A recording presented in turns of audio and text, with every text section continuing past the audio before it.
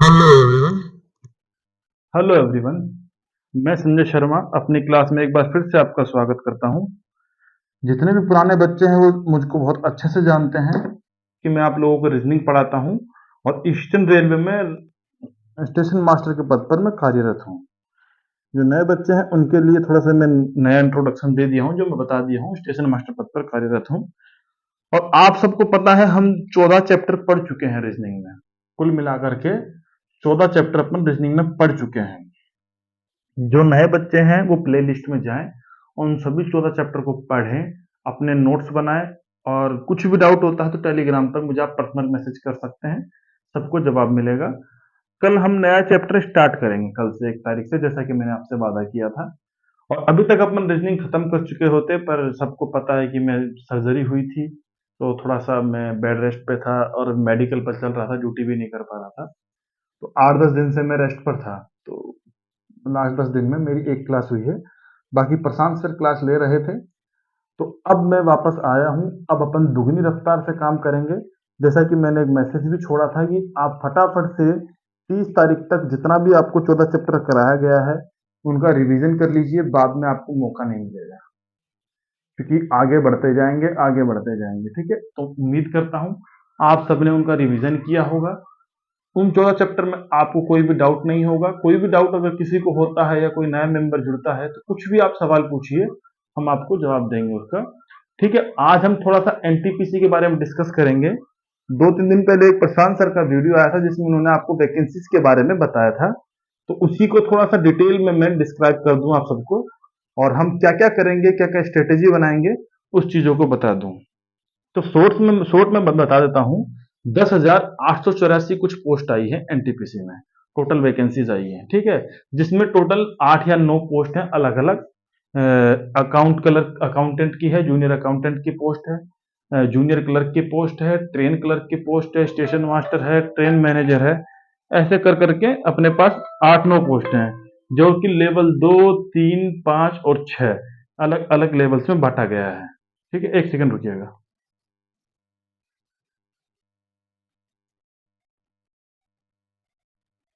हाँ, तो हम डिस्कस कर रहे थे। तो अलग अलग तरह की पोस्ट है, जिसमें लेवल 6 की इकलौती पोस्ट है स्टेशन मास्टर, जिसमें कि हम भी कार्यरत हैं जिस पोस्ट पर। उसमें लेवल 5 में अपनी ट्रेन मैनेजर आती है, सीनियर क्लर्क कम टाइपिस्ट आती है, और commercial clerk, chief commercial clerk की आती है, और जूनियर अकाउंटेंट है। ठीक है, तो इनमें आपका जो प्रोसेस होगा इस तरीके से होता है: CBT 1, CBT 2, उसके बाद में साइको या टाइपिंग, और डीबी मेडिकल।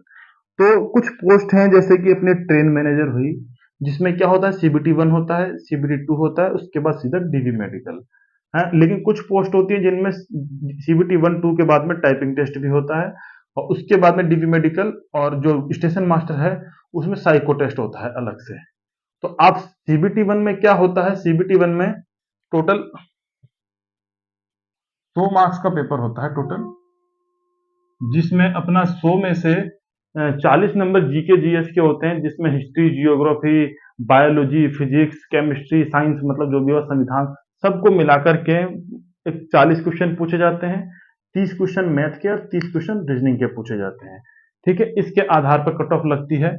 अब टोटल जो वैकेंसी होती है, देखिए, टोटल वैकेंसी 10,884। इसका 20 गुना, इसका 20 गुना आपको सेकंड राउंड के लिए पास किया जाता है।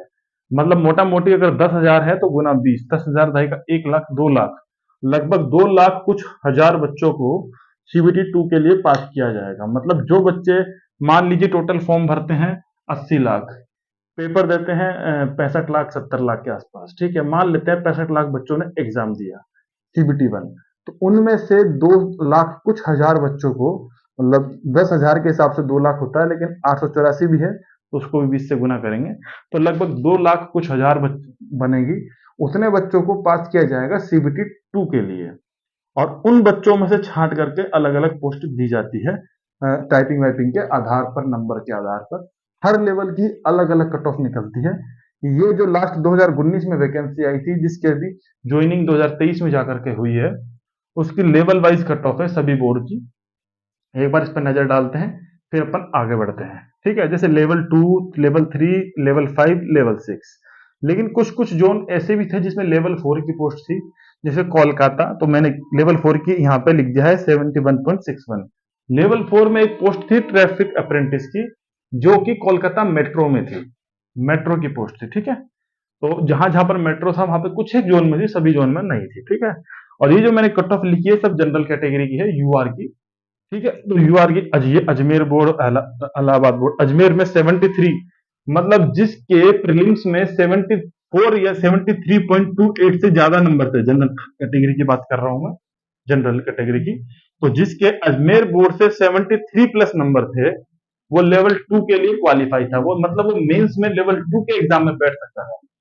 हर लेवल का अलग अलग कट ऑफ निकलता है, और मेंस में जो सीबीटी 2 का जो एग्जाम होता है, उसमें एक एग्जाम नहीं होता है, उसमें अलग अलग एग्जाम होते हैं। जैसे सीबीटी 1 एक कॉमन एग्जाम होता है जिसमें लेवल वाइज कट ऑफ निकलती है, उसके बाद में सीबीटी 2 में अलग अलग एग्जाम, मतलब लेवल 2 के लिए अलग एग्जाम होगा, लेवल 3 के लिए अलग एग्जाम होगा, ठीक है। इस तरीके से होता है। एक सेकंड रुकिएगा।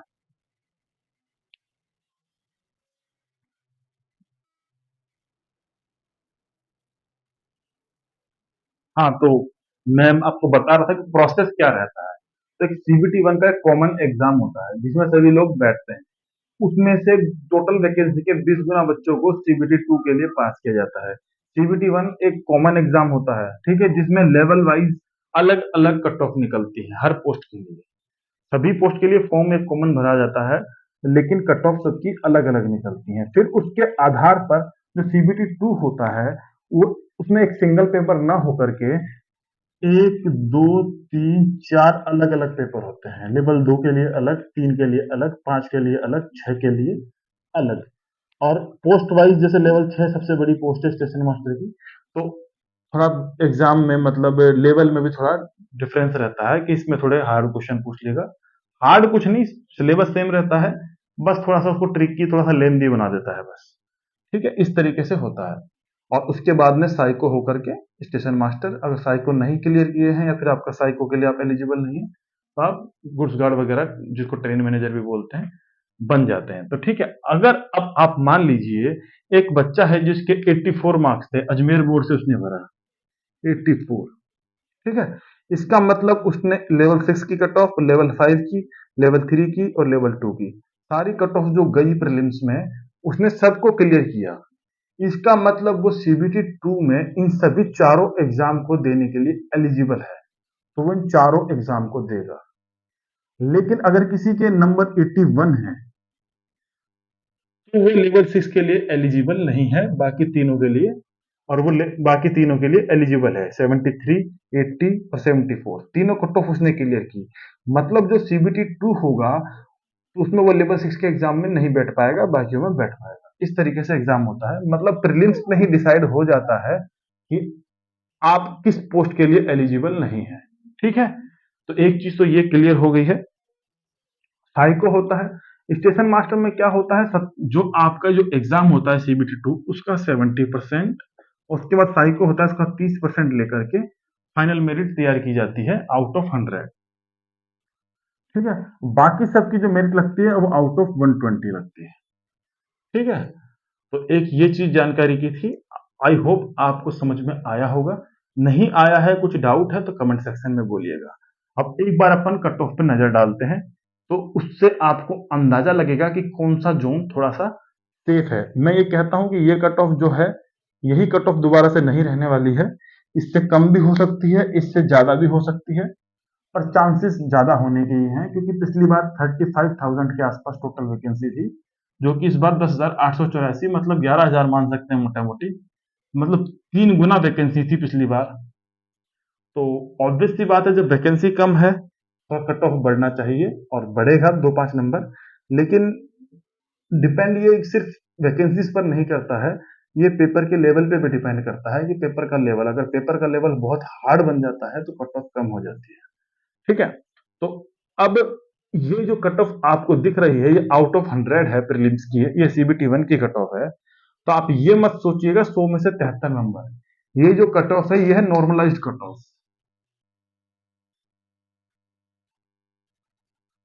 अब आप पूछेंगे सर ये क्या चिड़िया का नाम है। नॉर्मलाइज्ड का मतलब ये होता है कि देखिए 70 लाख बच्चों का एग्जाम है, 70 लाख 80 लाख, तो एक दिन में इतने सारे बच्चों का एग्जाम करवाना पॉसिबल नहीं। तो, तो उसके लिए रेलवे क्या करता है, टेंडर देता है किसी भी प्राइवेट उसको, टीसीएस को या किसी को। तो टीसीएस क्या करता है, बहुत सारे सेंटर को अपने कब्जे में लेता है और व्यवस्था करता है एग्जाम करवाने की। तो क्या होता है, ये एग्जाम एक दिन में ना होकर के 1 से 3 महीने तक चलता है। सीबीटी वन का, सीबीटी टू का एग्जाम इतना लंबा नहीं चलता है, क्योंकि उसमें छटने के बाद 1 लाख 2 लाख बच्चे बचते हैं, तो उनका एग्जाम वो 2-5 दिन में करवा देते हैं। लेकिन 70-80 लाख का एग्जाम 2-5 दिन में नहीं हो पाता है। तो कम से कम 2 महीना लगता है इनका एग्जाम करवाने में, और हर दिन में 3 शिफ्ट होती है। मतलब आप समझ रहे हैं, कम से कम 60 शिफ्ट में एग्जाम होता है। अब 60 अलग अलग शिफ्ट में जब एग्जाम हो रहा है, तो ये हो ही नहीं सकता है कि सातों शिफ्ट का, जितनी भी शिफ्ट हैं, सभी का लेवल एक जैसा हो, ये पॉसिबल नहीं है। तो अब मान लीजिए एक कोई एक्स है, कोई राम है, कोई श्याम है, ठीक है। राम ने जिस शिफ्ट में एग्जाम दिया वो शिफ्ट बहुत ज्यादा इजी थी, तो वो तो ले आया 90 नंबर। और श्याम ने एग्जाम दिया जिस शिफ्ट में, उस वो शिफ्ट बहुत ज्यादा हार्ड आ गई, उसके आए 72 नंबर। तो उसके साथ तो धोखा हो गया ना। तो इसी के निवारण के लिए एक नियम लाया गया, नॉर्मलाइजेशन। क्या होता है इसमें, देखिए अब इसके 90 आए क्योंकि पेपर इसका इजी आ गया, इसका पेपर हार्ड आ गया, और कट ऑफ चली गई मान लीजिए 80। इजी वाला सेलेक्ट हो गया, ये रह गया बेचारा, धोखा हो गया उसके साथ। तो इसी के निवारण के लिए एक चीज लाई गई, नॉर्मलाइजेशन। उसमें होता क्या है, शिफ्ट का एवरेज मार्क्स निकाला जाता है, ठीक है। जैसे और एक बेसिक एक फॉर्मूला है इनके पास, उस फॉर्मूले के आधार पर नॉर्मलाइज किया जाता है। उसमें एवरेज मार्क्स निकाला जाता है। जैसे मान लीजिए पेपर इजी था जिसमें राम के 90 आए, इजी था तो एवरेज मार्क्स हमेशा ज्यादा होंगे, सबके नंबर अच्छे आए होंगे। और हार्ड था तो पेपर नंबर कम आए होंगे। तो एवरेज मार्क्स निकालेंगे और उस हिसाब से हार्ड शिफ्ट वालों को प्लस मार्जिन दिया जाएगा, ठीक है। और उसके बाद में कट ऑफ लगेगी। तो ये जो कट ऑफ है, ये आफ्टर नॉर्मलाइजेशन है। मेरे प्रीलिम्स में 91 नंबर, अब मैंने भरा था आरआरबी कोलकाता से, ठीक है। अब अपन आरआरबी कोलकाता ढूंढते हैं एग्जाम्पल के लिए। ये रहा आरआरबी कोलकाता, ठीक है। जिसमें लेवल 2 की कट ऑफ थी नॉर्मलाइजेशन के बाद 68, लेवल 3 की कट ऑफ थी 75, लेवल 5 की कट ऑफ थी 73, 73.27, और देखिए लेवल 6 की कट ऑफ 85.25, ठीक है। और मेरा स्कोर था इसमें 91 पॉइंट कुछ, मतलब ऑलमोस्ट 92 आउट ऑफ 100। और मैं, इसका मतलब क्या था, मैं सभी के लिए एलिजिबल था। मैं सीबीटी 2 में लेवल 2, लेवल 3, और देखिए इसमें लेवल 4 की पोस्ट भी थी, 71 कट ऑफ थी, और मैं सभी के लिए एलिजिबल था। मतलब लेवल 2, 3, 4, 5, 6 में सभी के लिए एलिजिबल था। और सीबीटी 2 में मैंने सभी का एग्जाम दिया था, और सीबीटी 2 में भी मेरा सब क्लियर हुआ था।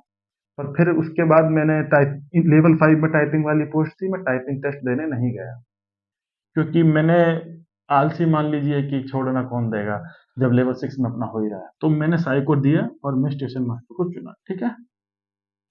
तो अपन बात करते हैं इन चीजों पे। ये सब नॉर्मलाइज कट ऑफ है। जैसे मेरे 92 मार्क्स थे, तो ये मेरे नॉर्मलाइज मार्क्स थे, झूठ नहीं बोलेंगे। रो मार्क्स मेरे 84 थे, ठीक है, रो मार्क्स।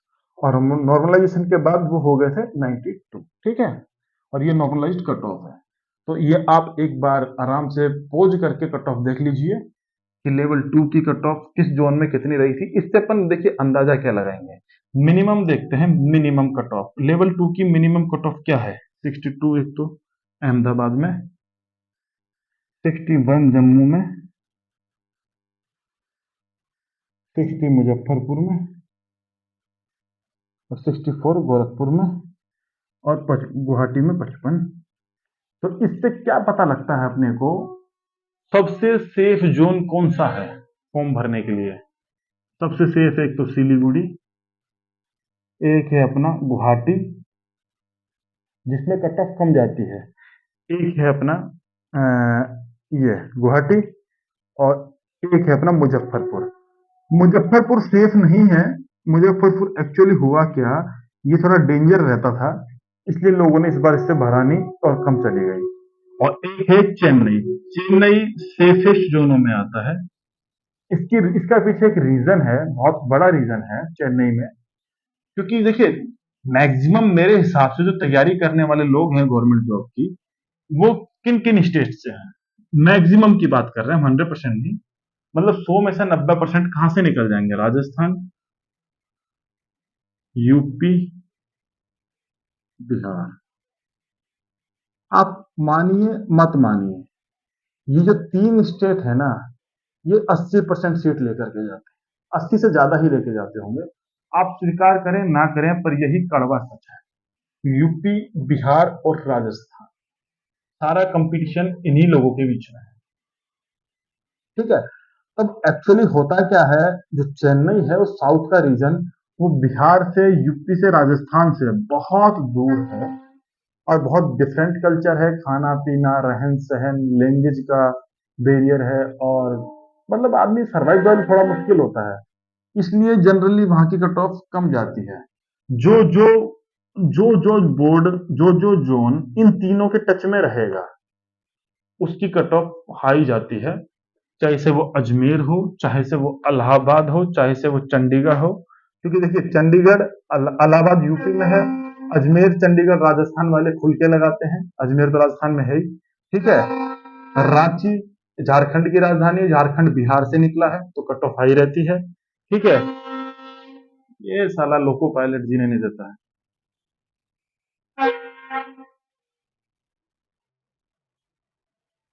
तो कुल मिलाकर के डिपेंड करता है, तो ये दूर है। तो जो भी बोर्ड आप फॉर्म भरते हुए ध्यान रखिएगा, जो भी बोर्ड राजस्थान, यूपी, बिहार के टच में है, वहां पे सोचने की जरूरत नहीं है, कट ऑफ हाई जाएगा।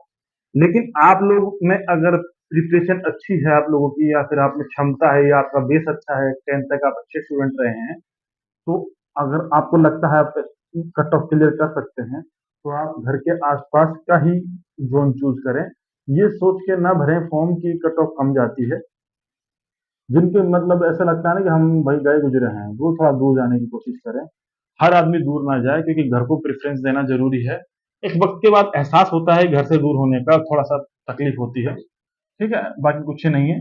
बाकी जॉब के अकॉर्डिंग अगर आपको जॉब चाहिए ही चाहिए, तो सेफ जोन होता है अहमदाबाद, चेन्नई, गुवाहाटी, गोरखपुर, भुवनेश्वर। ठीक है। और मुंबई भी ठीक ठाक रहता है, लेकिन इस बार थोड़ा मुश्किल रहेगा। तो ये सब चीजें हैं, आपको ये चीजें ध्यान में रखनी। कट ऑफ बताने का आपको कोई स्पेशली, देखो कई लोग वीडियो बनाते हैं एक्सपेक्टेड कट ऑफ पर या इन चीजों पर, और वो व्यूज के लिए, ठीक है। बट आपको मैं बता दूं, सिर्फ कट ऑफ इसलिए बताई जाती है आपको कि आपको इससे अंदाजा रहे कि आपको कहां से फॉर्म भरना है। अब अभी से आपको एक्सपेक्टेड कट ऑफ बताने का फायदा नहीं है। एक्सपेक्टेड कट ऑफ आपको पता है कब बताई जाती है? जब आप एग्जाम दे चुके हैं। अभी देखिए, अभी आपको क्या कट ऑफ रहने वाली है उससे आपको मतलब नहीं है। अभी आपको तैयारी करनी है, रेगुलर क्लास लेनी है। आपको पता है क्लास चल रही है, बहुत बेसिक से समझाता हूं मैं। आप मेरी कोई भी क्लास देखिएगा, मैं दावा करता हूं, ऐसा कुछ कोई भी एक भी बच्चा ऐसा नहीं मिलेगा ये कह दे कि सर मुझे समझ में नहीं आया। ठीक है। बिल्कुल बेसिक से बहुत अच्छे तरीके से समझाता हूँ। फिर भी आपको किसी को कोई दिक्कत होती है, आप मुझे टेलीग्राम पे पर्सनल पूछ सकते हैं। आप पुराने स्टूडेंट हो, उनसे पूछ सकते हैं, किसी भी कमेंट सेक्शन में पूछ सकते हैं, कि मैं हर मैसेज का रिप्लाई करता हूँ। ठीक है। और ये सारी चीजें हो गई है। अब इस कट ऑफ का मकसद क्या है कि आपको ये पता लग जाए कि आपको कौन सा जोन सेफ है, आपको कहां से फॉर्म भरना है। अब अपन बात करते हैं रहने वाली कट ऑफ की, जो होने वाली है एक्चुअली उस पर चर्चा तो एग्जाम के बाद होनी चाहिए। फिर भी मैं आपको एक मोटा मोटी अंदाजा देता हूँ।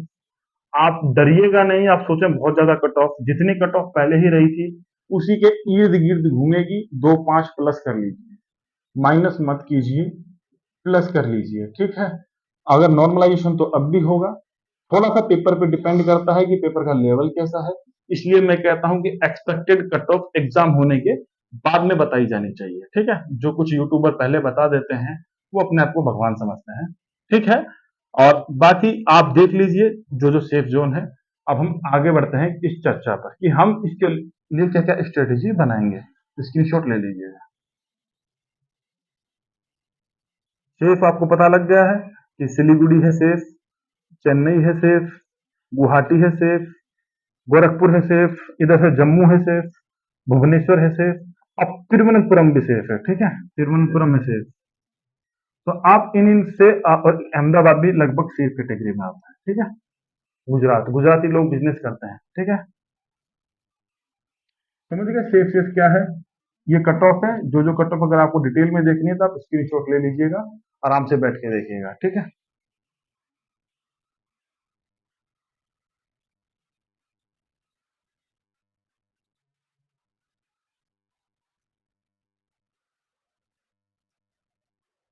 टोटल 14 चैप्टर जो हो चुके हैं रीजनिंग में, मैं चाहता हूं कि आप सब रिवाइज कर चुके हो और कोई नया बच्चा है तो जल्दी से जल्दी कवर करे, क्योंकि हम बहुत तेज मीटर खींचेंगे और पूरा सिलेबस भी करवाएंगे। और ऐसा नहीं तेज खींचेंगे, हर चीज समझाएंगे आपको, हर चीज समझ में आएगी। अभी मेरी सर्जरी थी तो उस दौरान आपको उसी बहाने एक हफ्ता एक्स्ट्रा मिल गया है रिवीजन के लिए, आपको कर लेना चाहिए। ठीक है, तो अब देखिए क्या तरीका है अपने जो कवर किया जाता है। मेनली मैथ्स, रीजनिंग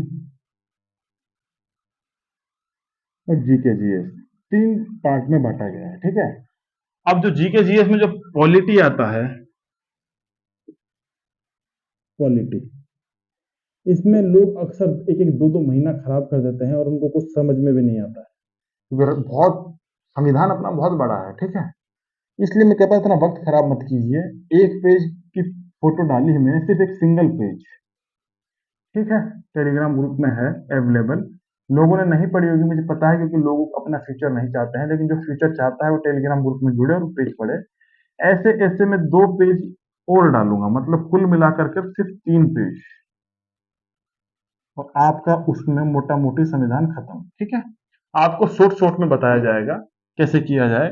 वैसे ही आपको हिस्ट्री जियोग्राफी डिटेल में नहीं, टॉपिक वाइज पढ़ाई जाएगी और एग्जाम ओरिएंटेड पढ़ाई जाएगी, क्योंकि आप डिटेल में जाएंगे तो आप विद्वान बनना चाहेंगे, और आपको विद्वान बनना है तो आप कहीं जाकर के विद्वान बनिए, ग्रंथ उठाइए। हम आपको चाहते हैं एग्जाम निकले कम से कम टाइम में आप रिलेटेड चीजें पढ़े, रिलेवेंट चीजें पढ़े। तो हिस्ट्री में जैसे क्या होता है, डिटेल में नहीं जाकर के अपन टॉपिक वाइज पढ़ेंगे। ऐसे जैसे प्रमुख युद्ध पढ़ेंगे अपन सब। जैसे मान लीजिए अकबर के बारे में कुछ पढ़ना है तो अपन अकबर की पूरी डेस्टिनी, पूरा राज्य साम्राज्य सब नहीं पढ़ना है। कैसे पढ़ेंगे अपन, देखिए एग्जाम्पल दे रहा हूँ। जैसे अकबर के बारे में अपने को पढ़ना है तो डिटेल नहीं पढ़ेंगे, अपने को क्या पढ़ना होगा, किसका जन्म कब हुआ अकबर का, उसका शासन कब से कब रहा, साल। ठीक है, उसने अपने शासन के दौरान महत्वपूर्ण कार्य क्या क्या किए।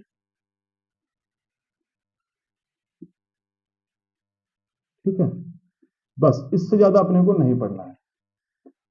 ऐसे कोई भी राजा हो, किसी के बारे में, गांधी जी के बारे में पढ़ना हो, गांधी जी, तो शॉर्ट में पढ़ेंगे क्या, कि वही शुरुआत कैसे करनी है, जन्म कब हुआ, ठीक है, डिग्री कौन कौन सी ली,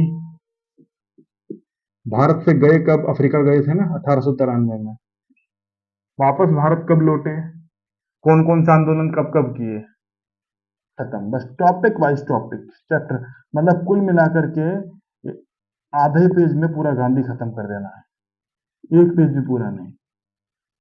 और आप डिटेल में जाएंगे तो गांधी के पूरा आप कितना भी लिख सकते हैं। ठीक है, तो मैं आपको एग्जाम्पल देकर के समझाया हूँ गांधी का, अकबर का, अपन किस तरीके से आगे बढ़ेंगे। ठीक है, डिटेल में नहीं जाएंगे।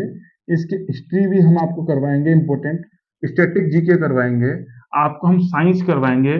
कल मैंने टेलीग्राम ग्रुप में एक बायोलॉजी पीडीएफ डाली है, पढ़ लीजिए। ठीक है, फिजिक्स में आपको यहाँ पे पढ़ाऊंगा, केमिस्ट्री, केमिस्ट्री में इंपॉर्टेंट क्वेश्चंस आपको बता दूंगा। मतलब ऐसा नहीं है कि मैं ये नहीं कह रहा हूं कि जो मैं पढ़ाऊंगा सब कुछ आएगा, लेकिन जो मैं पढ़ाऊंगा उसमें 40 में से आपको 30 प्लस आ जाएंगे नॉर्मल। और अगर मान लीजिए पेपर बहुत टफ बना और आपके 40 में से 20 ही आए, तो टेंशन नहीं लेनी है। 99% बच्चों के आप ही के आसपास स्कोर होगा, तो आप 20 से पीछे नहीं होंगे। ठीक है, आपको यहाँ पे ज्यादा टाइम खराब ना करके आपको अपना मैक्सिमम टाइम देना है मैथ रीजनिंग में। ये आपकी स्ट्रेटेजी है। अगर आपको सिलेक्शन चाहिए तो आपको मैथ रीजनिंग में 60 में से 55 प्लस स्कोर करना होगा। सिलेक्शन मैथ रीजनिंग करवाती है, जीके जीएस सिर्फ कॉम्प्लीमेंट है। ठीक है, अगर आप मैथ रीजनिंग में 60 में से 55 प्लस लाते हैं और इधर से 20 नंबर भी लाते हैं तो आपका 75 स्कोर बन जाता है out of 100। Raw marks not normalised, और फिर नॉर्मलाइजेशन होकर के ये 80 प्लस हो जाएंगे सिलेक्शन।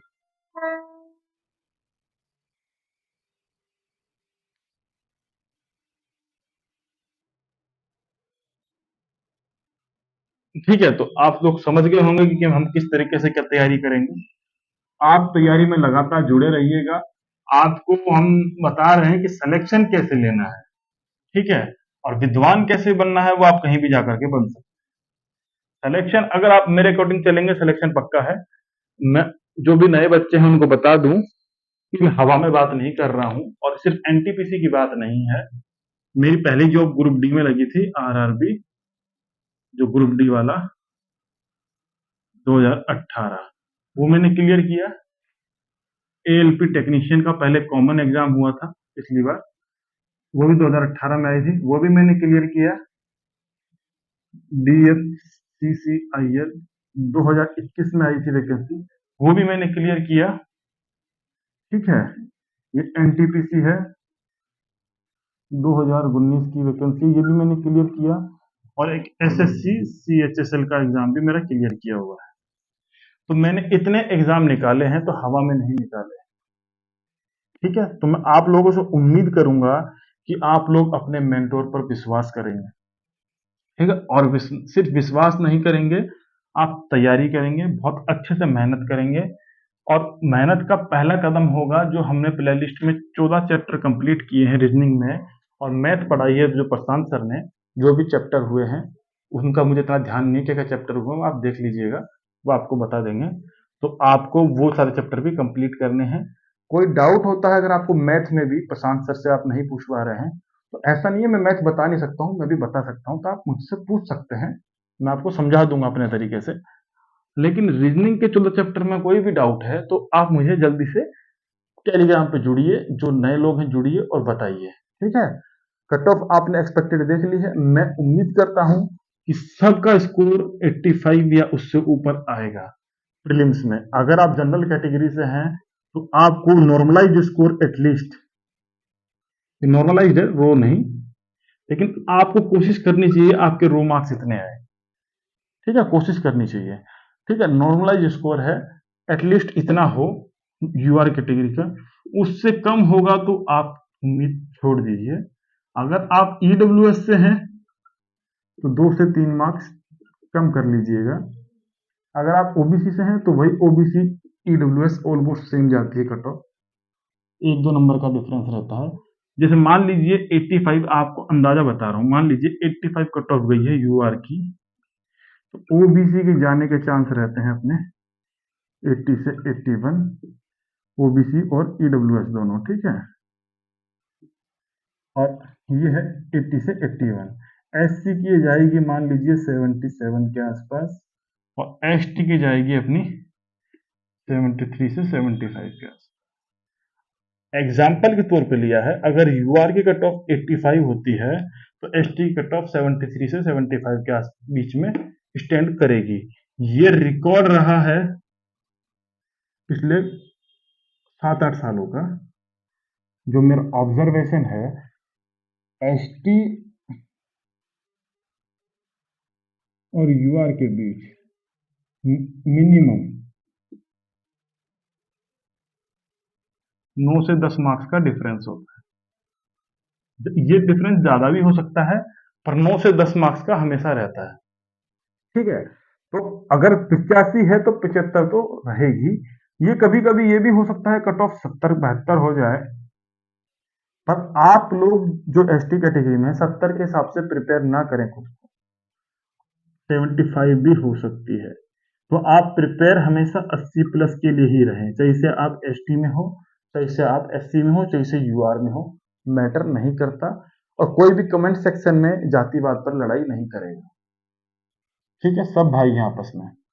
जो भी रिजर्वेशन है, जो भी वजह है, जो भी वजह है, जिन्होंने भी ये बनाया है अम्बेडकर जी ने, जिन्होंने इम्प्लीमेंट किया था, वो हमसे कई गुना विद्वान थे। आप स्वीकार करें या ना करें, ठीक है। तो ज़्यादा इस पे मैं टिप्पणी नहीं करूँगा, बस मैं इतना जानता हूँ कि जिस आदमी के पास इतनी सारी डिग्रियाँ हों उस ज़माने में, जब संसाधनों की कमी थी, तो वो आपसे बहुत ज़्यादा विद्वान है। तो आप अपने हिसाब से उसे जज ना करें, ठीक है। बाकी डिटेल में मैं ज़्यादा बोलूँगा नहीं। अपने सिस्टम पे उँगली उठाने के बजाय अपने गिरबान में झाँकें कि आप में क्या योग्यता है और आपकी क्या मानसिकता है, ठीक है। जातिवाद को, हर चीज़ को अपने को अपने घर से खुद को खत्म करना होगा और सबको साथ में बढ़ना होगा। ये एक पॉलिटिकल मुद्दा है, इस पर राजनीति चलती आई है और चलती रहेगी। आप शिकार ना बने राजनीति के, ठीक है।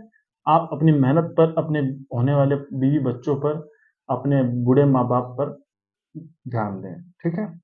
तो आज हम समझ गए हैं कि क्या क्या होता है एग्जाम में। सीबीटी 1, सीबीटी 2, ठीक है। ये किस किस पोस्ट के लिए है, अपना जो एनटीपीसी में है, इसमें अपनी जैसे ट्रेन मैनेजर की पोस्ट है एक, तो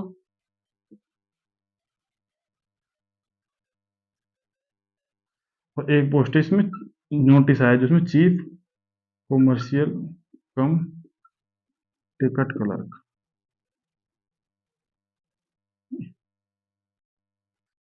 ये दोनों पोस्ट हैं लेवल 5 की, ठीक है। इनमें सीबीटी 1, सीबीटी 2, इसके बाद में सीधा डीवी मेडिकल होता है। और जो भी नोटिस में जितनी भी पोस्ट हैं जिनके आगे टाइपिस्ट लगा हुआ है, उन सब में एक टाइपिंग टेस्ट भी जुड़ जाता है, ठीक है। डिटेल में क्या बोलेंगे। और स्टेशन मास्टर में एक साइको होता है, ठीक है। ये आप समझ गए हैं। कट ऑफ के बारे में आप समझ गए हैं। सेफ जोन कौन कौन सा है वो भी आप समझ गए हैं। क्या स्ट्रेटेजी रहेगी वो भी आप समझ गए हैं। सबसे इंपॉर्टेंट क्या है, मैथ रीजनिंग समझ गए हैं। तो ठीक है, उम्मीद करता हूँ प्ले लिस्ट में जाकर के आप सब रिवीजन करेंगे, अच्छे से क्लास लेंगे और कल से कंटिन्यू क्लासेस का हिस्सा बनेंगे, ठीक है। मन लगा के पढ़िए, एक नई सीट पक्की कीजिए। जय हिंद, जय भारत।